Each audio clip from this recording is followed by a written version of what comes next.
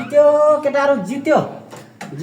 केटाहरू जित्यो खेल जित्यो दाइ खेल जित्यो नेपालले क्रिकेटमा जित्यो वाउ नाइस रच्यो नाइस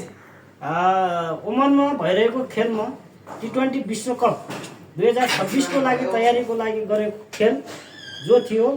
त्यो नेपालले जित्यो तिमीलाई थाहा छैन र नै म त दिनभरि त्यो बिजी थिएँ अहिले बल्ल थाहा भयो के जितेछ वर्ल्ड कप खेल्ने भयो 2026 को बधाई छ हाम्रो नेपाल टिमले बधाई छ यो झन्डाको पनि सम्मान छ जय नेपाल देशलाई पनि